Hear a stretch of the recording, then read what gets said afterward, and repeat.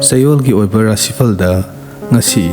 Jun gi tang kunithoi dagina Jun gi tang kunipan phawbagi hapta gi oiba Rashi Phal adu mayam da pathuk sarake ahan bagi Rashi asidi Mes Rashi Chayol asi adom yariba makai isa gi pukning wakhal tapthana isa gi thaudang pangthokpiu tawruba thabak ayamba mai pakani isa gi manglan kaya mangphawnaba ngamgani isa isu phangjo haiba matang su oi mina pirakpa khudol pot phangani isana thajadana achauba senpham phangu haiba su lei yumban minariba nupa nupi anisu mot tinagani langphai chuphai chattuna sendan bagi thabak su kanagani mathangi Rashi asina Brisha Rashi Chayol asida anauba marup mapang kaya thingnau haiba lei loinana makhoidagi kanabasu phangani thoidokna lalol itik tawbasinggi aphaba Chayol ama oiri isagi aningba amadi apamba kaya pangthokpa ngangani imung manung bab tana leiminagani adubu phattaba mi thengnagani makhoidagi yariba makhai nanthoknaba honabiu ayat apansu mayoknagani sel su khara likna siznabiu mathangi Rashi asina Mithun Rashi Chayol asi ado masak thokpa thabak kharadi soidana pangthokani angam mathau amadi achau sangsingasu sanga tawgani marup apija masing hengatkani ana yek phaгаtkani sel thungi bibam su phagatuna anau lan thom lepsin bangamgani isagi wahai watada mina nusibigani wata padaba haibatu oigani thajadana laibong apa chungani adubu khangba kanbagi para phabadi mathau tai mathangi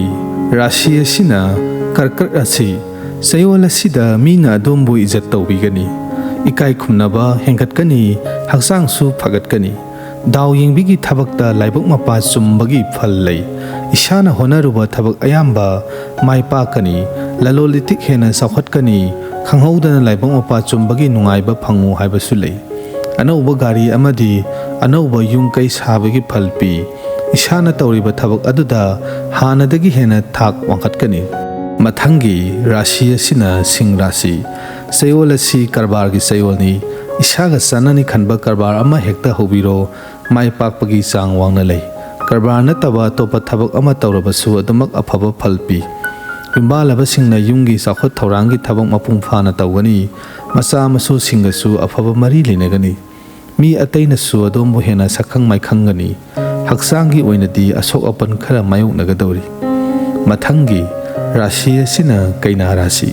Chayol asidi adomna taruba amadi pairuba thabak ayamba mai pakadori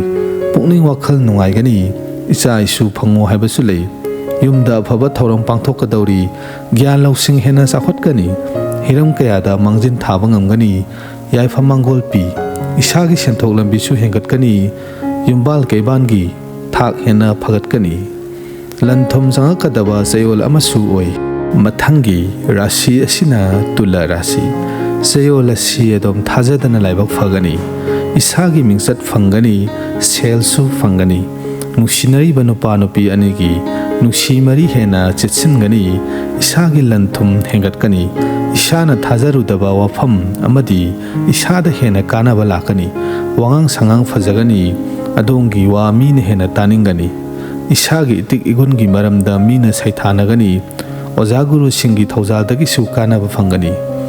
mathangi Rashi asina Brishak Rashi Chayol asi adom migi sendon layamlabasu mapung phana singtokpa ngamgani migi tawimal khangna chatkani hana yeknaramba singa yasinaba ama puraklagani thajadana nungaiba pautagani isagi aphaba mingsat phangani senthok lambi su marang kaigani haksang nungaigani yeknaba mayeng tagani angam mathau singi aphaba miyeng phangani yumbalaba singisu aphaba mari leinagani mathangi Rashi asina Danu Rashi Chayol asi imungi mising hengatlu haiba phalpi sagaina taisingi phibam hanadagi hena phagatkani amadi makhoiga aphaba mari su leinagani migi sendol singdokpa ngangani Ojaguru singa aphaba mari leinagani makhoigi thaujal su phangba ngangani yungi miyoi singa nungsi chanana leiminagani office na singbada thabak tawrabasu mayamga nungaina punminaba phangani adubu competition gi thabakta khara sothagani ꯃꯊꯪꯒꯤ ꯔꯥꯁꯤ ꯑꯁꯤꯅ ꯃꯀꯔ ꯔꯥꯁꯤ ꯆꯌꯣꯜ ꯑꯁꯤ ꯏꯁꯥꯒꯤ ꯑꯅꯤꯡꯕ ꯄꯥꯟꯗꯝ ꯈꯔꯗꯤ ꯁꯣꯏꯗꯅ ꯊꯨꯡꯒꯗꯧꯔꯤ ꯈꯪꯍꯧꯗꯅ ꯐꯝ ꯍꯥꯏꯒꯠꯂꯨ ꯍꯥꯏꯕꯁꯨ ꯂꯩ ꯃꯆꯥ ꯃꯁꯨ ꯐꯪꯉꯨ ꯍꯥꯏꯕ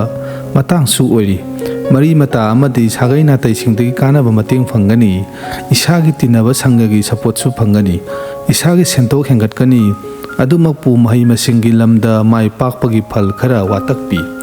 ꯏꯁꯥꯗ ꯍꯣꯠꯅꯅꯤꯡꯗꯕ ꯑꯃꯗꯤ ꯍꯩꯅꯤꯡꯗꯕ ꯋꯥꯈꯜꯅ ꯆꯤꯡꯗꯨꯅ ꯄꯨꯒꯗꯕ ꯃꯇꯥꯡꯅꯤ ꯃꯊꯪꯒꯤ ꯔꯥꯁꯤ ꯑꯁꯤꯅ ꯀꯨꯝꯚ ꯔꯥꯁꯤ ꯆꯌꯣꯜ ꯑꯁꯤ ꯑꯗꯣꯝ ꯁꯦꯜ ꯊꯨꯝꯒꯤ ꯐꯤꯕꯝ ꯐꯒꯠꯄ ꯉꯝꯒꯅꯤ ꯂꯣꯏꯅꯅ ꯑꯇꯩ ꯍꯤꯔꯝ ꯀꯌꯥꯗꯁꯨ ꯍꯥꯟꯅꯒꯤ ꯐꯤꯕꯝꯒꯤ ꯍꯦꯟꯅ ꯐꯒꯠꯄ ꯉꯝꯒꯅꯤ ꯍꯛꯆꯥꯡꯁꯨ ꯐꯒꯠꯀꯅꯤ ꯊꯕꯛ ꯇꯧꯕꯗ ꯃꯥꯡꯖꯤꯟ ꯊꯥꯒꯅꯤ ꯏꯁꯥꯅ ꯇꯧꯔꯤꯕ ꯀꯔꯕꯥꯔ ꯍꯦꯟꯅ ꯆꯥꯎꯈꯠꯀꯅꯤ ꯁꯍꯤꯇꯒꯤ ꯊꯕꯛ ꯊꯧꯔꯝ ꯀꯌꯥꯗ ꯍꯦꯟꯅ ꯊꯋꯥꯏ ꯌꯥꯎꯒꯅꯤ ꯑꯃꯗꯤ ꯃꯍꯩꯁꯨ ꯆꯥꯒꯅꯤ ꯑꯗꯨꯕꯨ ꯁꯥꯟꯅꯔꯣꯏꯁꯤꯡꯗꯤ ꯀꯌా ꯄꯥꯡꯗꯦ ꯑꯌꯦꯠ ꯑꯄꯟ khara mayoknagani mapalamda chatlaga sendanba kanaroi mathanggi rashi asina min rashi chayol asidi adom hiram khudimakta haisingna chatpa tangai phadi isagi thauna lingjel amadi haisingba poktuna ayamba hiram khudimakta khong thangbiyu isada ninghanaba poktana changsinba thabak khudimak mamaida soidana mai pakani sel thungi lambi da su ayat apan kaya mayoknagadori yumbal mari da su sakri khara thangadori khudimak mayoknagani haiba wakhal si thadokpiyu channel asibu subscribe tawbiramba amadi video asibu like nambiramba kawbiganu